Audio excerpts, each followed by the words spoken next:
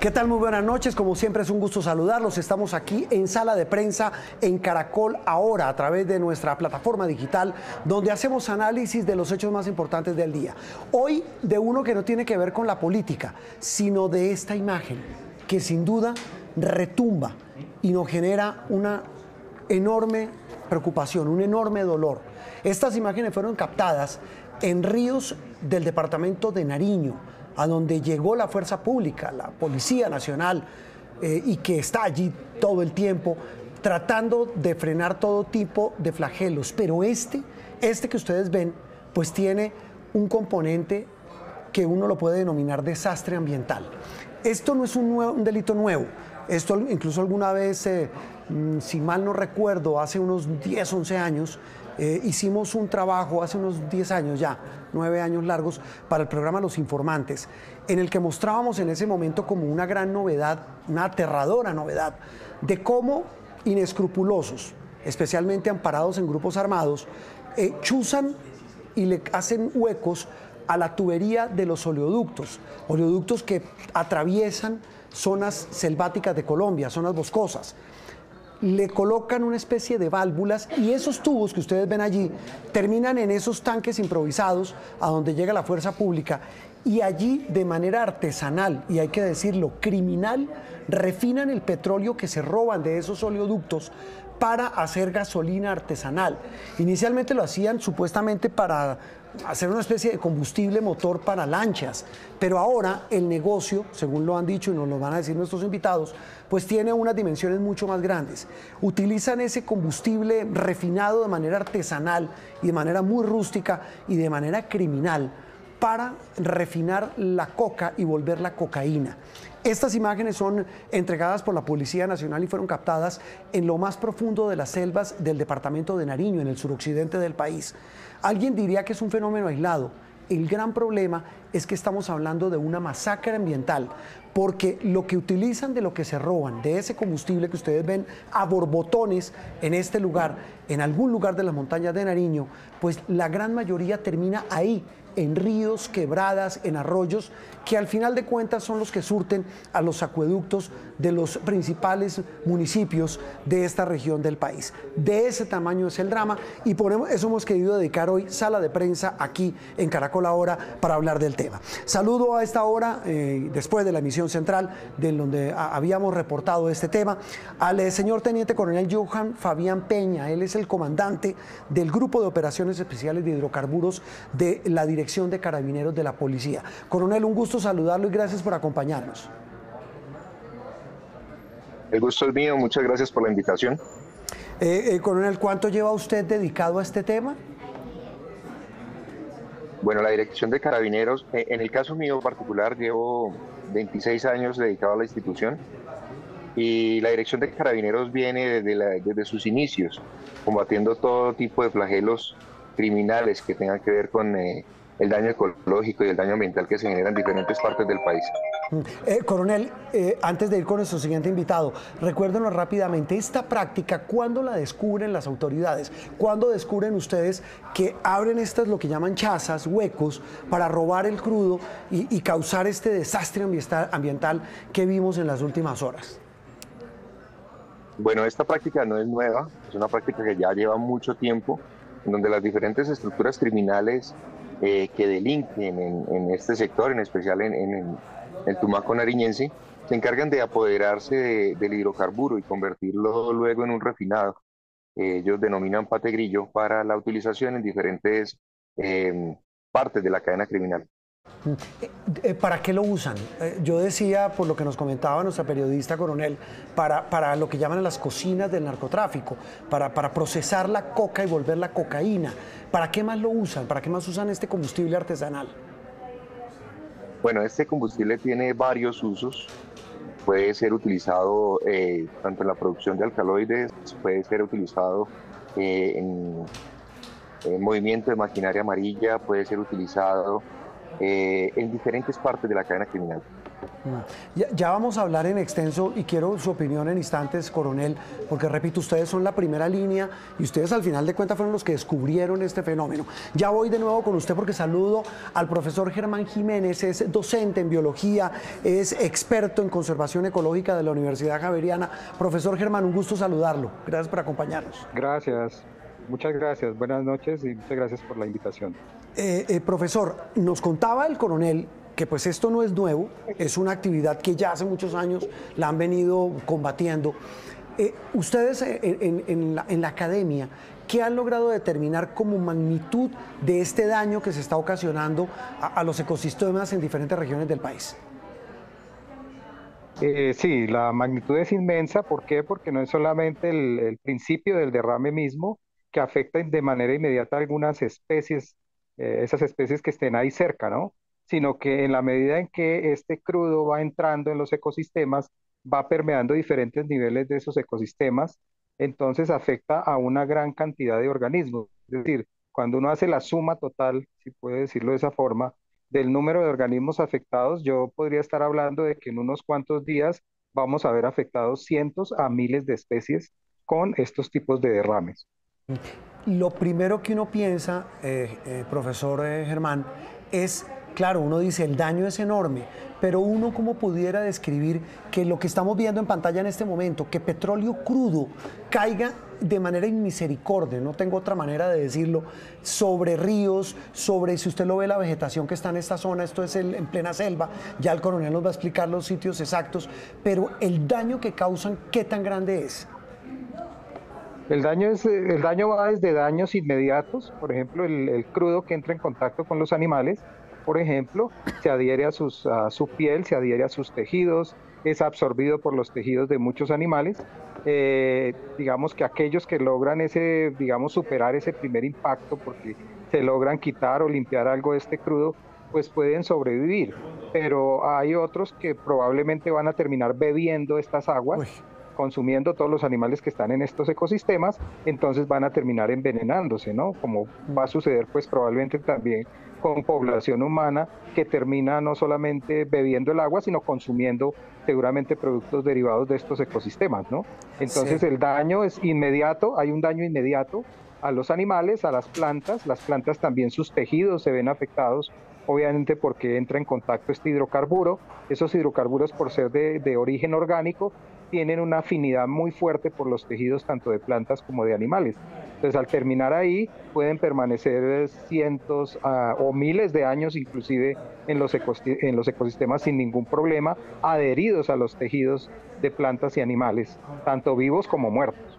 Si le estoy entendiendo, profesor, estamos hablando de una contaminación que dura por siglos. Correcto, sí señor, eso es correcto. Entonces eso es lo que vamos a tener como efecto residual.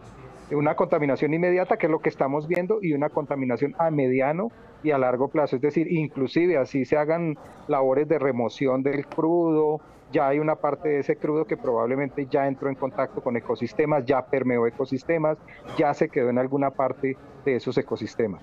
Ya se quedó en alguna parte. Ya vuelvo con usted, profesor.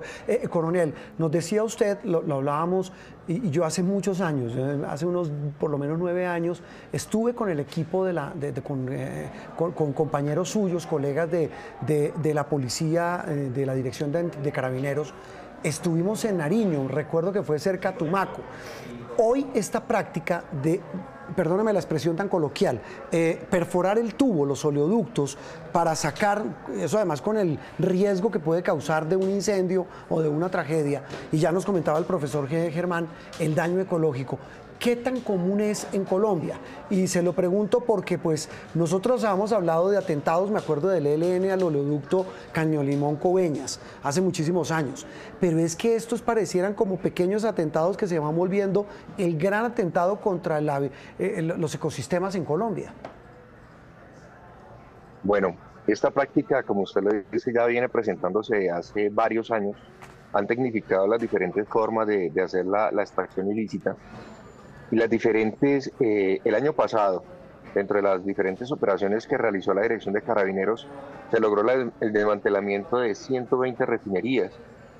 Cada una de ellas que contienen más o menos alrededor de 3 hectáreas, en donde definitivamente, como lo decía el profesor y como hace un momento nos hacía referencia, el daño es totalmente nefasto, el daño es totalmente abismal. Las especies, plantas, animales, todo lo que tenga que ver del ecosistema está totalmente dañado a causa de las acciones criminales de estos grupos.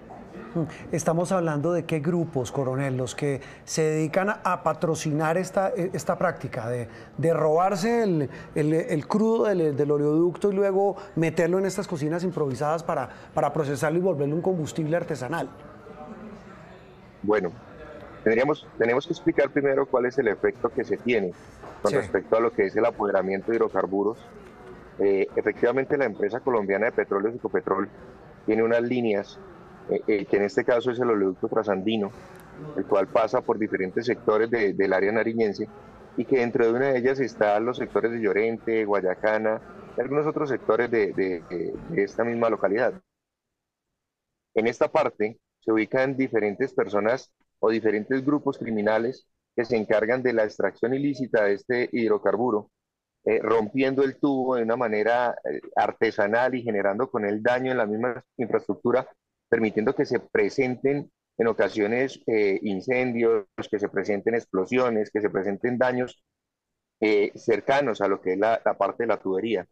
Pero de aquí ellos se desprenden. Hemos logrado encontrar refinerías o estas famosas refinerías artesanales a 6 kilómetros, 7 kilómetros, 8 kilómetros de donde está inicialmente la línea de tubería de la empresa Ecopetrol.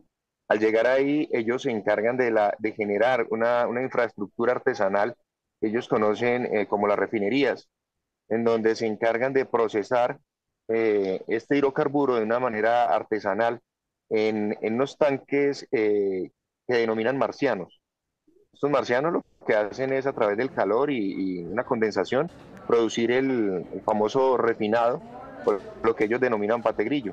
Y es coloquial la palabra pategrillo porque le llaman así debido al color verduzco que tiene, similar a las patas de los grillos que hay sobre la región. De esto se utilizan una serie de elementos y demás que lo que hacen es, ¿cómo considerarlo? Un ecocidio, por así decirle.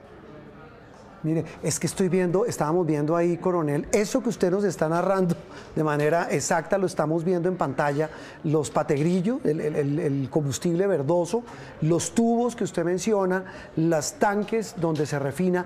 Solamente una cosa para ir ya con el profesor Germán, coronel, y es, del petróleo que sacan, que se roban, ¿cuál es la proporción de lo que utilizan versus lo que terminan obteniendo? Porque es que me decía alguna vez un compañero suyo de la policía que lo más dramático es que la proporción es mínima de lo que sacan de combustible versus todo lo que se roban y lo que terminan virtiendo a ríos, bosques y cañadas en estas zonas montañosas. Lamentablemente es cierto. El 100% del hidrocarburo que se roban sobre los diferentes sectores, solamente es utilizado el 35%. El resto es vertido en las fuentes hídricas, sobre la capa vegetal, y incluso el año pasado entramos a la destrucción de varias de estas refinerías artesanales. Pudimos observar y hemos observado una serie de animales que han sido afectados. Tuvimos la oportunidad el año pasado de rescatar osos hormigueros, micos, loros. Tuvimos la oportunidad de lograr el rescate de una ardilla y de un canino que lamentablemente, por haber ingerido este producto, pues murió. Entonces el daño es verdaderamente dramático.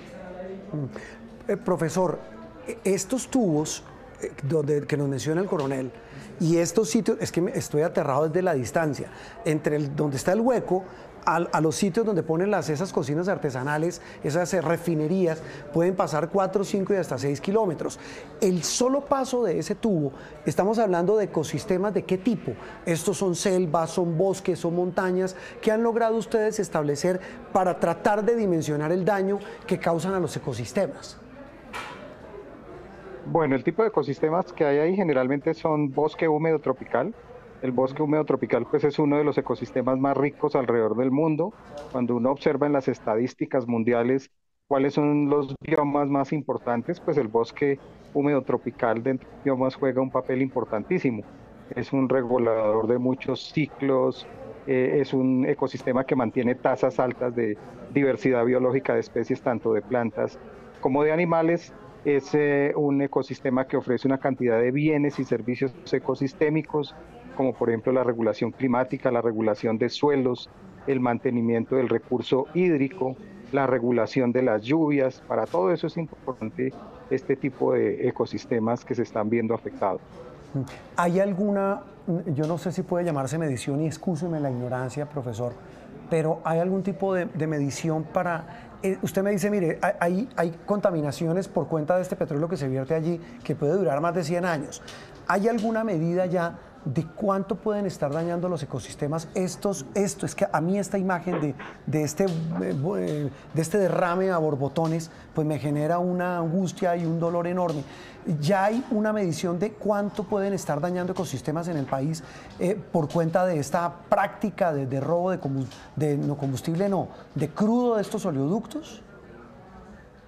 Digamos que lo que se sabe sobre la entrada de hidrocarburos a los ecosistemas se puede medir, es decir, se puede medir qué tanta cantidad de ese hidrocarburo, por ejemplo, queda en los tejidos de los animales, porque hay tejidos que particularmente se ven afectados, por ejemplo, en los animales, como por ejemplo el tejido hepático, el tejido del hígado, los tejidos del intestino, de los intestinos, la misma piel, el pelaje de los animales particularmente, o el plumaje en el caso de las aves, o las escamas en el caso de los reptiles. Entonces se ven afectados, es decir, se puede medir la cantidad de contaminante que hay presente en un momento dado en uno de los tejidos. Ese, digamos, es lo que llamamos la contaminación inmediata, el impacto inmediato. Pero hay otras más a largo plazo o mediano plazo que le comentaba, que son las que tienen que ver con otros tejidos que se ven afectados, como el tejido hepático, el tejido nervioso, los huesos.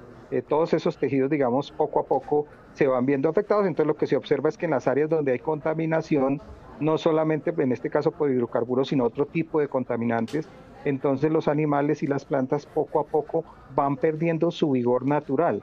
Entonces usted ve plantas y animales en estados mucho más alterados de salud, son plantas y animales que poco a poco van muriendo, ¿cierto? Que ya no están en las mismas condiciones en que uno las observaría en un ecosistema de tipo natural, que no estuviera ningún tipo de contaminación. Claro. Entonces hay forma de medirlo, sí, forma inmediata y forma a mediano y largo plazo. Y estamos viendo imágenes de ya el crudo en las aguas. El problema también, ni qué decir, cuando estas aguas terminan surtiendo acueductos, profesor.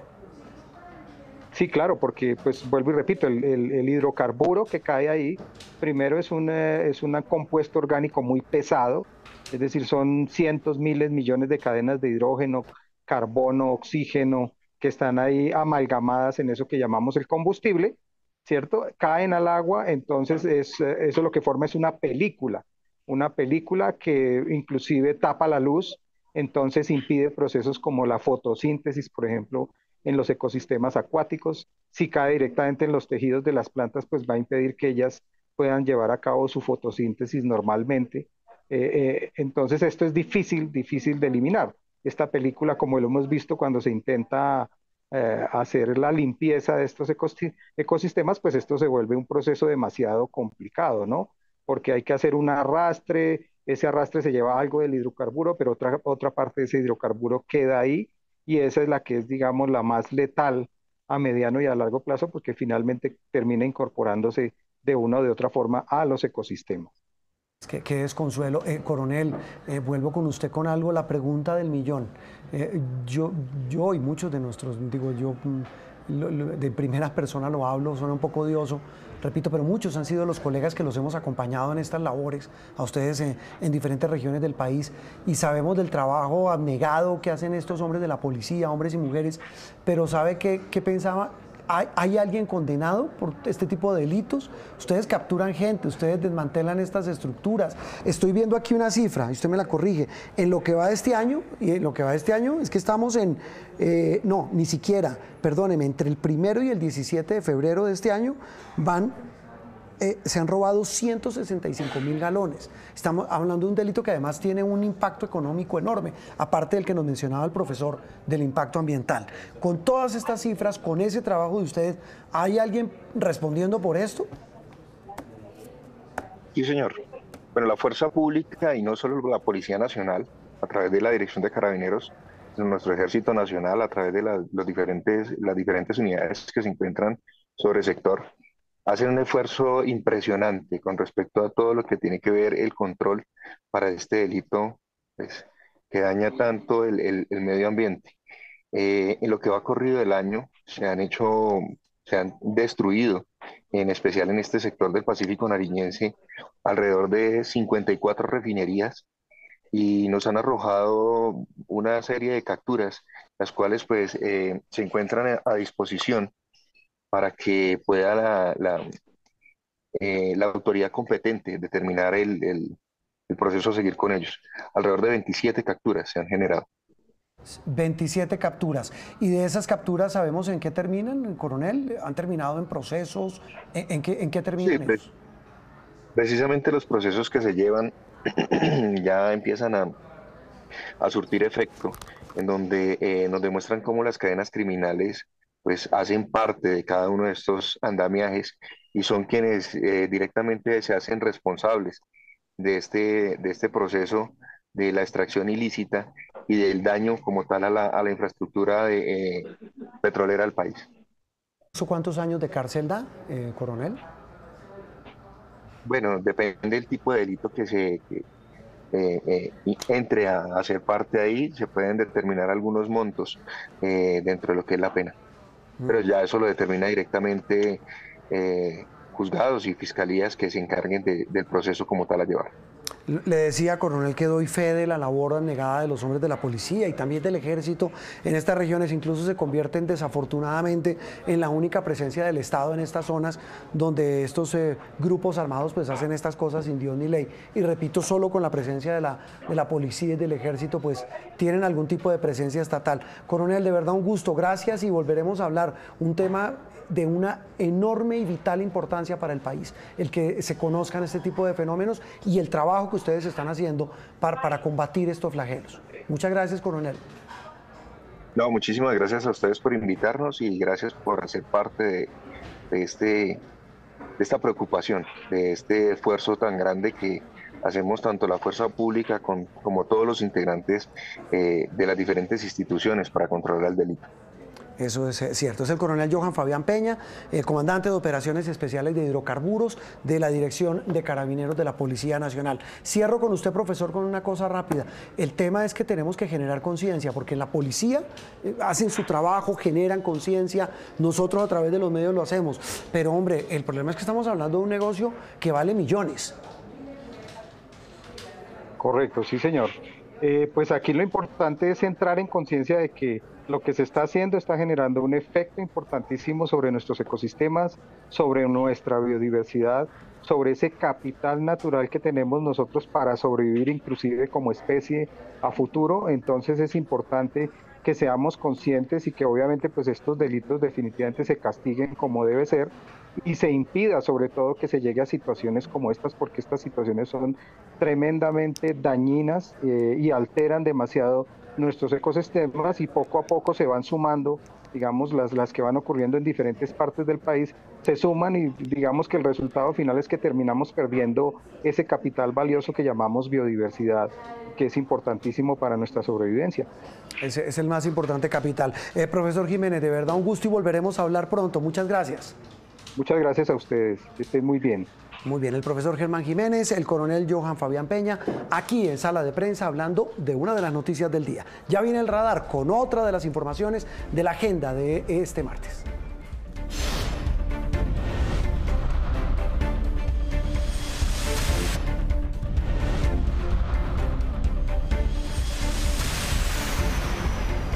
Muy bien, y en el radar hoy aquí en Sala de Prensa hablamos de otra de las noticias de la semana, una que dio hoy el presidente Gustavo Petro, hablando de un asunto que se convirtió casi que en un tema de honor en su campaña, lo habló al comienzo de su gobierno y hoy terminó convertido en una algunos lo llaman amenaza. Luis Eduardo Maldonado, ¿cómo es la historia? ¿Qué fue lo que dijo el presidente sobre el tema de las tierras que ofrecieron los ganaderos para distribuirlas entre campesinos?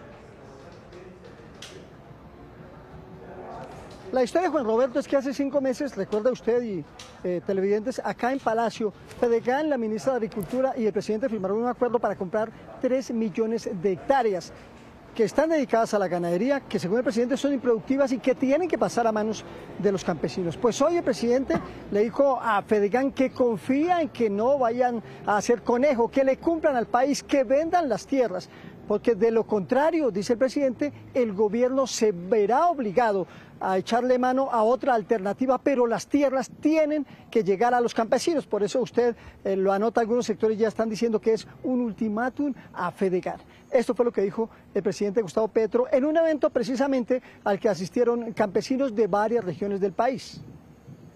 Esa propuesta de Fedegan, que así se llama la agremiación, ojalá se cumpla. Es para allá, no es para dentro de 20 años. Tenemos una posibilidad de camino que yo espero que no se cierre simplemente porque era un engaño más. Aún así, el Estado debe coger el toro por los cuernos. Me disculpan esa frase taurina. Toca. El Estado entonces tiene que hacer una reforma agraria, sin temor. Toca, les dijo el presidente el mensaje a los ganaderos. Aquí hay una cuenta que quiero rápidamente con usted, Luis Eduardo. El gobierno se propuso, y creo que nos dijo a nosotros en una entrevista, a usted y a mí el presidente, 3 millones de hectáreas, es la que dice él que debería darse en esa reforma, que hasta ahora solo se habla de 150.000 hectáreas. Lo que está hablando el presidente es que más de 2.900.000, dice él, el Estado tendría que entrar a actuar. ¿Actuar sería qué? ¿Expropiar? Bueno, esa es la interpretación que algunos sectores están dando, pero mire, otra alternativa, y me lo acaba de confirmar una fuente gubernamental, es entregar tierras de otros sectores. Me acaban de enviar esta comunicación, una alta fuente del gobierno. Me dice, el gobierno